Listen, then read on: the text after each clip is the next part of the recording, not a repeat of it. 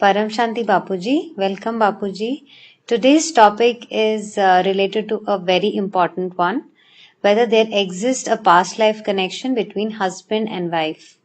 See, on the topic of previous life connections, we can say that not only this relates to all kinds of relationships, but also it's special since it's the question of past life bond between a married couple. It is said that the relationship between a husband and wife is special since it's not only of the present but connections of previous several lives together. So, today we will discuss about the special relationship between a husband and wife definitely shared in many lives in their previous incarnations. However, at present there is a lot of disorder that has taken place over the ages of relationships like this. Brahma created the first supreme divine male soul in the form of seven Saptarshis. These Saptarshis further created many Param Purush, and therefore many Param Purush or supreme divine angel souls were created, and there started countless creations. Now, these dynasties of souls further became reduced in soul power and become devtas or gods, and further were reduced to their soul power to become human beings. It's to be noted that always the soul which has a male attribute has its original female counterpart in various form and incarnations. For example, Lord Shiva's original Prakriti or supreme divine female consort is goddess Shakti. Similarly, every supreme male soul has a cardinal twin soul called as his Shakti. When these supreme divine male souls were in the subtle world, then they created out of themselves several Shaktis to carry out some type of work on our earth, which were different from different Shaktis or the supreme divine female element of the soul. Thus, many number of divine female souls have been generated to execute some mission on this earth by one single angel soul. So, after millions and billions of years, these Shaktis come in connection somehow with their creator, divine, male counterpart. Since, anyways, Kali Yuga has started, it is indeed the last age on the earth, as well as only very less time is left for all souls. So, the female divine souls are in search of unconsciously for their creator, their other half. Therefore, there are so many female souls for one male soul, and in present day come in connection with each other. This is the reason as well as answer to your question. Why a king has so many queens? Why does a king have so many wives? Because at the beginning of our Brahmand or solar system, these angel souls had generated many Prakritis or Shaktis out of themselves. These Shaktis or female angelic souls were assigned certain tasks to be carried out. Therefore, this is the reason why a male had so many wives. Whilst coming into the cycle of births and deaths, these Shaktis had created plenty number of connections and bonds with so many other souls, and so there were many females outnumbering the male population in the earlier days. It is for the reason in earlier times in the Hindu religion, when a female baby was born, people would give poisoned milk and put the female infant to death.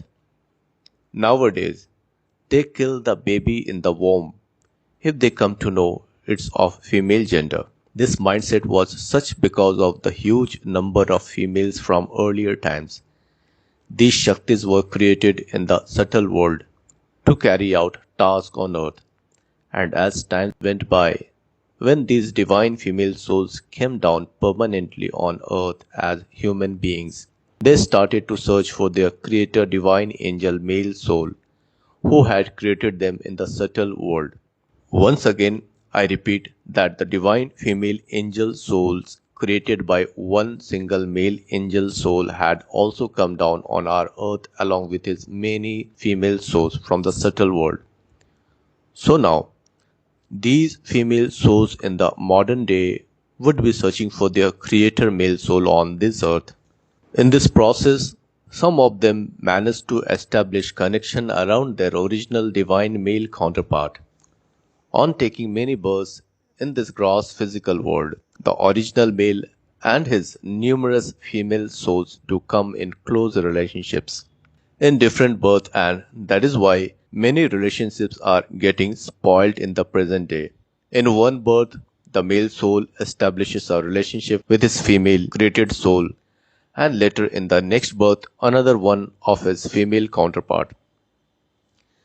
These connections may take place due to each one's sankalps or thoughts touching each other, so there forms a loving relationship at the thought level also. One of the chief reasons why there is so much of confusion and disorder in close personal relationships amongst males and females today is due to the generation at the subtle level of so many other female angelic souls by the original divine angel male soul, apart from his main female counterpart, also called as Mool Prakriti. So, this is the reason for the rapid decline in quality of males and female relationships in today's age. Relationship between Purush and Prakriti, that is between what we call today as a husband and wife, has come to a very sad state since the original female soul counterpart is not present in life of the original male soul. Since he has to live in a close relationship with his second or third further created female soul, which he had created earlier, billions and trillions of years ago, the original angel soul undergoes a lot of disharmony and sadness in his present life. I hope you understood my point. This is a very deep matter to be understood. In the near future, when this issue will be viewed from a spiritual perspective, then slowly there will emerge a deeper understanding. You may have seen that in Islam there is an accepted and established practice of single male having many wives. A minimum of 4 marriages, but then also there are other illegal affairs that they enter into. That's a different topic in itself. But what about our Hindu religion where Raja Dashrath had three wives as his queen? Raja Janak had 10,000 queens. In some of our scriptures, it has been said that a person named Janak was in that area. So it's an assumption that has been probably written down, but we don't know whether this is a true fact. However, even though Raja Janak had 10,000 queens, he was also renowned as Raj Rishi, one who, despite being a king, practiced the life of a sage. The main reason that Raja Janak could be at such an evolved state despite his royal responsibilities was because of his soul power, power of purity and powers acquired due to meditation. Soul being in Bhavatit stage or above the average human emotions. That is why King Janak was famous for being a king and a rishi, that is sage, at the same time. One must also remember that many of the sages had many wives, so it was not a novel thing even in those days. For example, I have heard that one sage had 13 wives, and we have also heard about the moon god Chandradev, who had 27 wives. However, he truly loved only one of his wives, Rohini, out of them all. Further, Daksha Prajapati had 27 daughters, who were the wives of the moon god, including Rohini. But due to Chandradev's affection for Rohini, the other daughters felt ignored, and despite Daksha's warning to Chandradev to treat all his 27 daughters fairly, equally, when he did not heed was finally cursed by Daksha to gradually wither and die.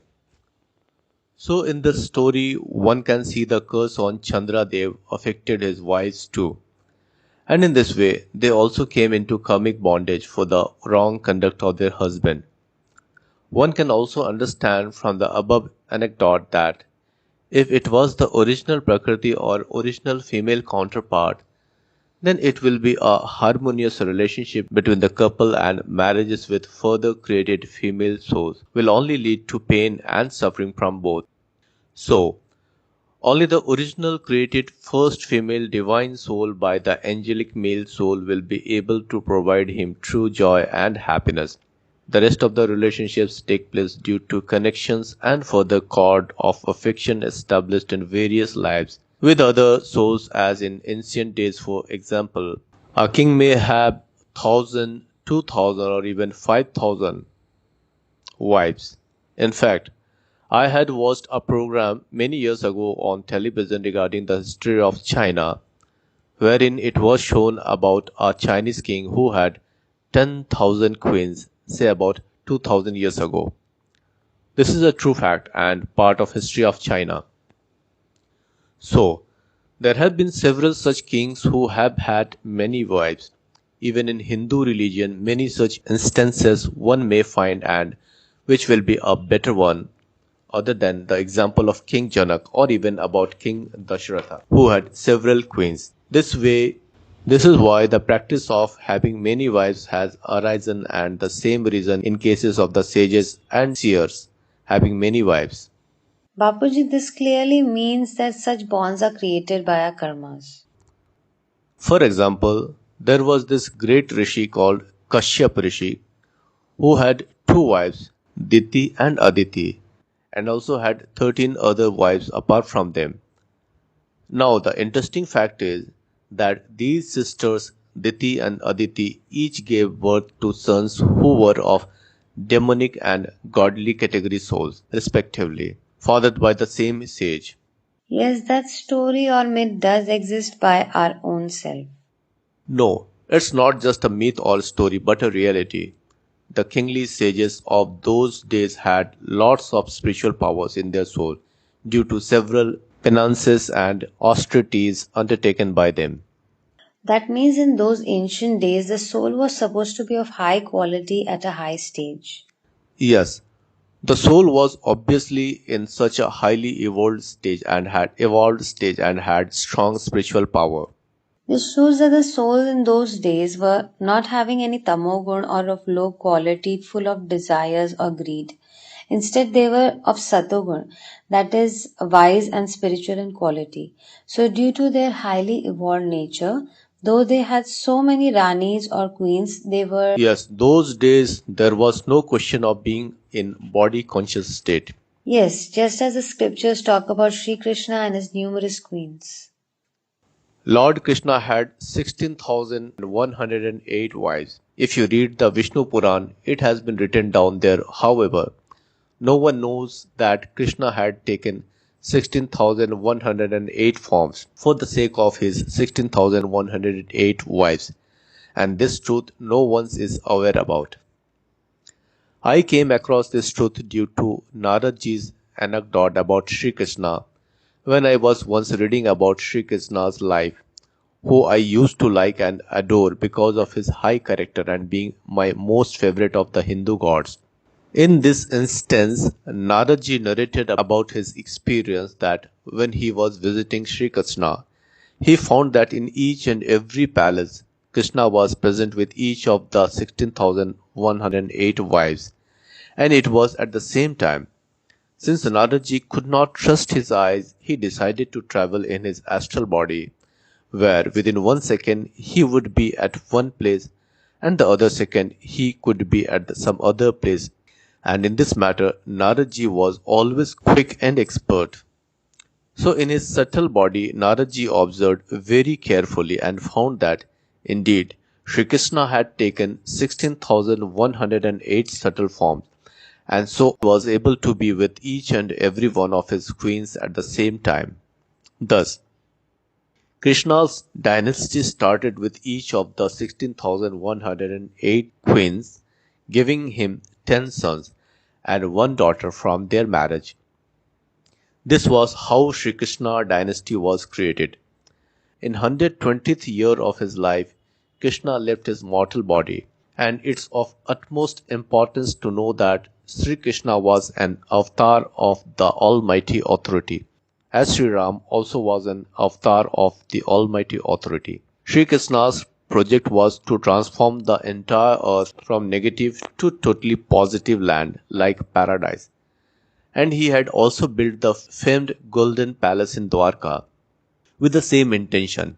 However, Sri Krishna could not implement the intended positive transformation on this earth is an unfortunate fact. Okay, Bapuji, so this finishes my question on the past life bonds shared by husband and wife. Now, Bapuji, kindly tell us about the aspect of seven incarnations that is popularly talked about in relation to the previous lives of spouses. In Hindu religion, there is a lot of significance and importance attached to the cultural practice of tying the symbolic seven sacred knots during a traditional Hindu wedding. During the solemnization of Hindu weddings, the Brahmin priest who conduct the wedding ritual always bless the couple for happiness and togetherness as husband and wife for the next seven births.